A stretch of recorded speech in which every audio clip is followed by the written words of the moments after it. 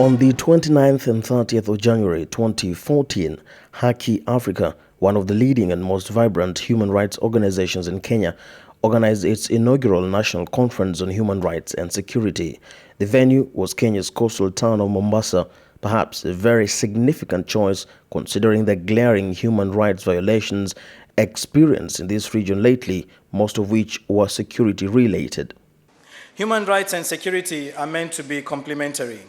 In the absence of human rights, insecurity is inevitable, as the security of those whose rights are violated becomes inexistent, and they will more often than not themselves resort to unlawful means of defending their rights.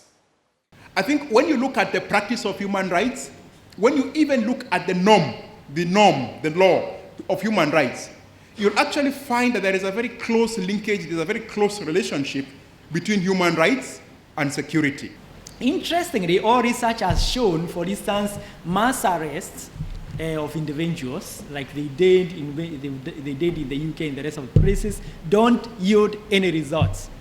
Kenya has come under the spotlight worldwide, haunted by the 2007 post-election violence, burdened by the war on terror, and facing an internal siege from Al-Shabaab following the country's military incursion into Somalia. The thorny land issue has also created security threat situations countrywide, and certainly the ordinary, powerless Kenyan has almost always ended up on the wrong end of the stick when set up against more powerful opponents and the establishment. In this part of the world, that is the coast region, our main issue is land. We will love you if you can be able to bring a fair land regime. We will love you even more if you're able to give us what you looted from us.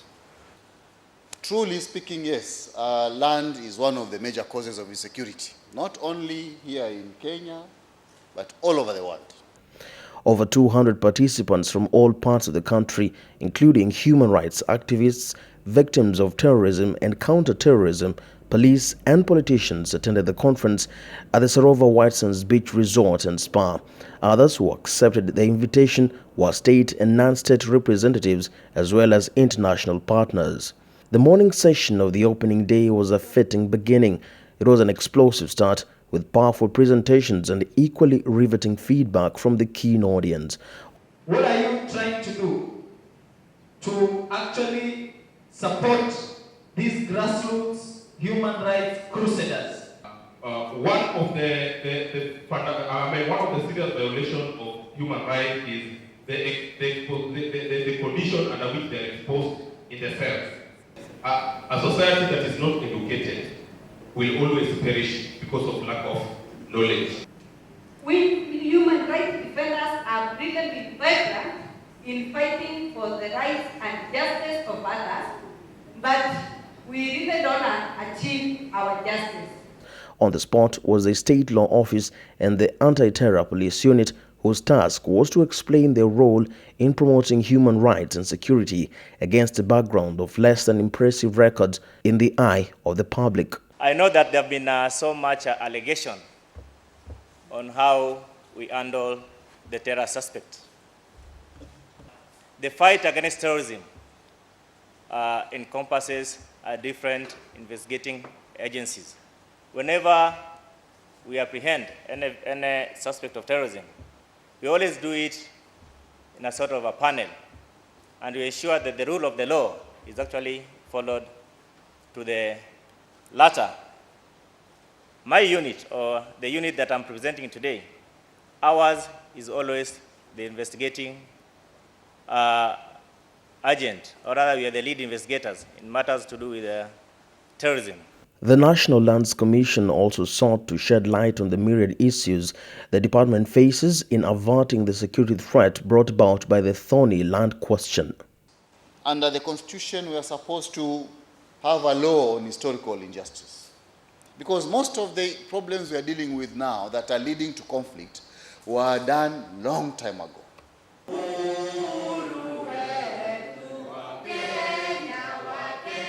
And then it was the turn of human rights activists themselves, who pulled no punches in their own assessment on the state of human rights and security in Kenya. The role of women in human rights and security. Women play a very important role in decision making. If we come to the grassroots scenario, I think it is a different ballgame. You need the passion to do some of these things. We just don't need women to wear skirts and blouses. We need women who have a passion for the women agenda. Last Tuesday this week, if you're following from the media, there are civil society activists who were being stoned as they were collecting signatures to disband the county government of Kisumu. When we want to push agenda of reforms, then this business is not going to be about Mombasa only. This business is not going to be about Nairobi only. This is our issue. I think the reason why we have lost our voice and the reason why we're no longer effective is because activism has become politicized. Yes, you can look for political power and you can look for political kingdom. As Kuruma said, let's seek here the first kingdom, the political kingdom. But the reason why this struggle has remained where it is today is because you have been betrayed by politicians. And I wrote about that.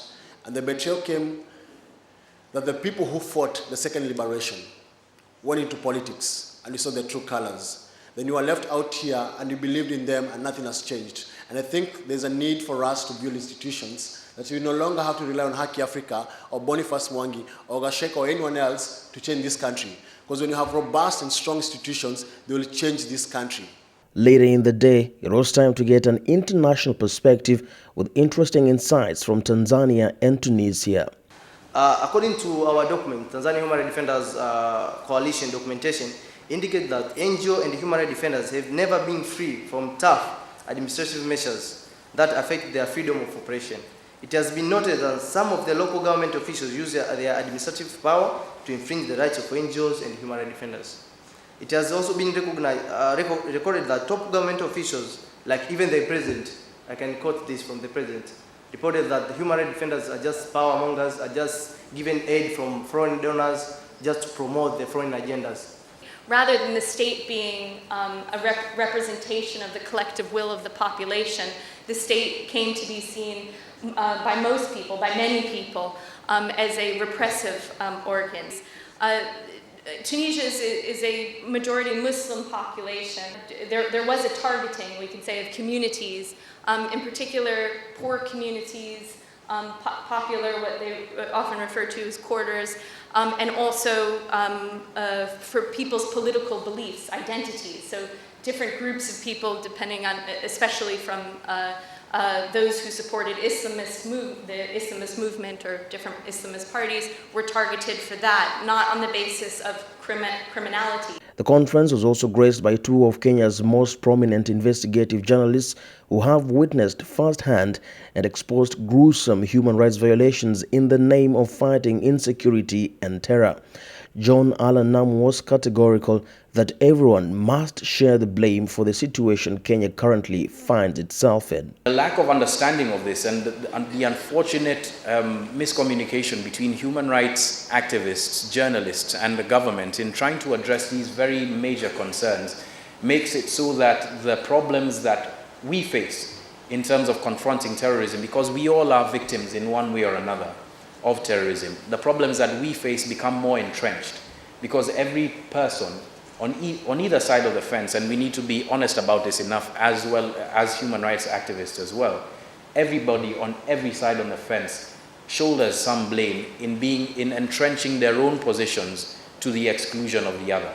Muhammad Ali, arguably the most celebrated investigative journalist in the country, described how thankless the job can be with real danger posed by the victims of his exposés and sometimes vile reaction from certain audiences depending on the story. I've been covering issues to do with extrajudicial killing, missings of persons, and a lot of things that have been happening around the country. And I think it's the right time that whoever who is doing this should stop it. Nowadays I'm branded as Al-Shabaab sympathizer because I speak the truth.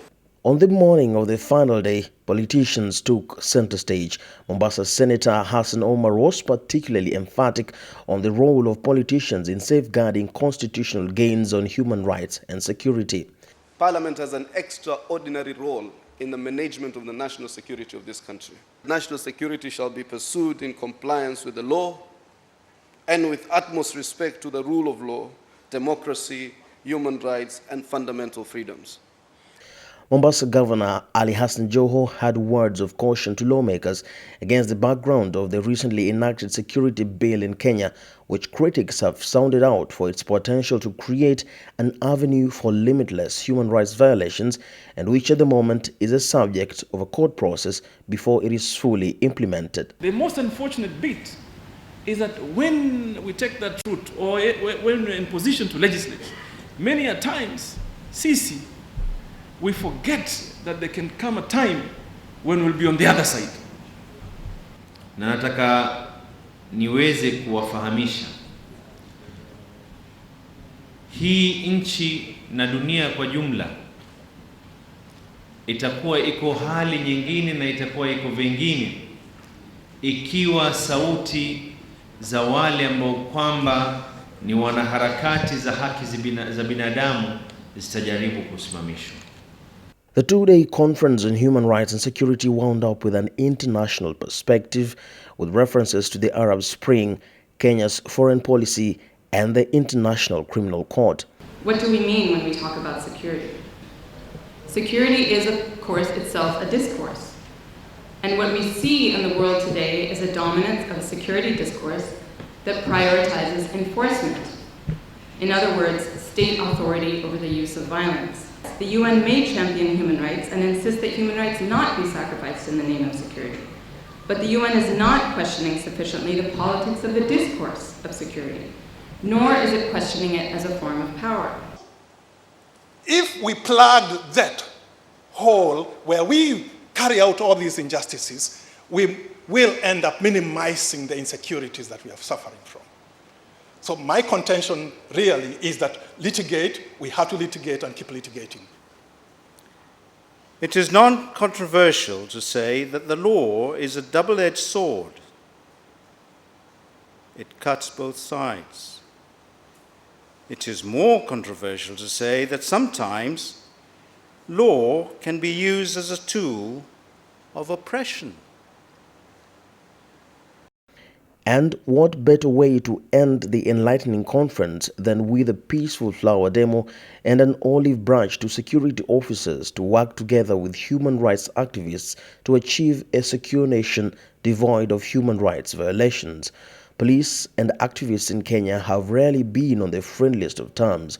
On this day, the delegates agreed to make the brief march from the conference center to the nearest Bamburi police station to present flowers.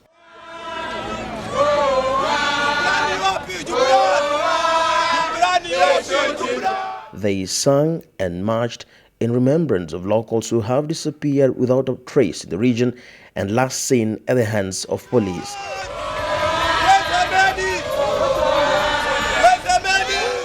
The march was along the Mombasa-Malindi Road, where at least 6 people have been shot dead by unknown people and whose murders police have failed to solve.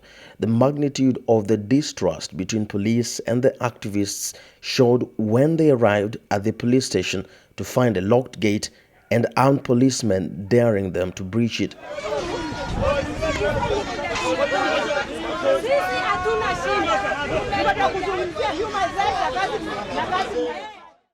Any negotiations failed to yield fruit to the disappointment of the organizers.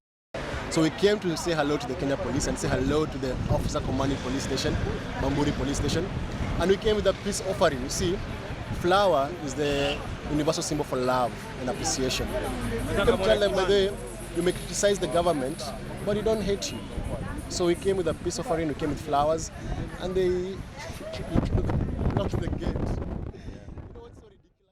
We know Abu Drogo was killed on this road. We know Ibrahim Drogo was killed on this road. We know Makaburi was killed on this road. Even and many others were killed in in this same spot. In the minimum, we know at least 10 different people who were killed on this road. At any point in time, whenever there is a killing, whenever there is crime in this country, the police have the primary responsibility of ensuring citizens' rights to security are guaranteed.